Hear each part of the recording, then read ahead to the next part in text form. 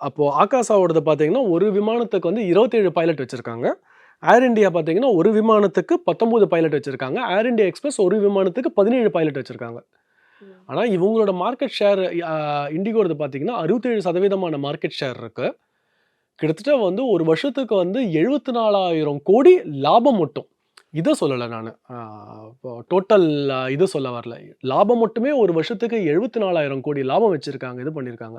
13 பைலட்லேருந்து இப்போ அவங்களுக்கு இந்த இவ்ளோ பெரிய கிரைசிஸ்ல அவங்க குக்கப் பண்ணது என்னன்னா, வெறும் 35 பைலட். 5,500 பைலட்ஸ் இருக்கிற இடத்துல ம். 35 பைலட் தான் வந்து ஹானஸ்ட்டா சொல்லப்போனா ஷார்ட்டேஜ். ஓகே. வெறும் 35. அந்த 35 பைலட் ஷார்ட்டேஜா அத கவர் அப் பண்றதுக்காக, அத குக்கப் பண்றதுக்காக இவங்க பண்ணியிருக்க டிராமாங்கிறது இருக்கு இல்லையா? அது ரொம்ப அது அதிகம். மிக கிரிமினல் டூ த கோர். இது வந்து 2 பெரிய விஷயம் பிரதர். ஒண்ணு வந்து இவங்க பண்ணது வந்து இண்டிகோ பண்ணது வந்து பயங்கரமான அராஜகம். இந்த அராஜகத்துக்கு செவி சாய்ஞ்சாங்க இல்லையா?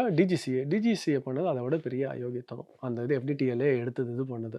நீங்க மினிஸ்டர் ஆஃப் ஏவியேஷன் என்ன பண்ணாங்க? அங்க இருக்க இவங்க டிஜிசிஏ டைரக்டர்ஸ் என்ன பண்ணாங்க? இவங்கள கூப்பிட்டு கேட்டாங்களா? 2 இயர்ஸ்க்கு முன்னாடி குடுத்துருக்காங்க. இந்த 2 இயர்ஸ்லேருந்து இந்த டைம் இருக்குன்னா, ஒரு டைம் லைன்ஸ் இருக்கும். நீங்க சாதாரணமா ஒரு லோன் வாங்குறீங்க, ஒரு வீட்டுக்கு ஒரு லோன் வாங்குறீங்க அப்டின்னா கூட, ஒரு டைம் லைன்ல குடுப்பாங்க. ஓகே அஸ்திவாரம் போட்டாச்சா? இப்போ இந்த இது எடுத்துக்கோங்க.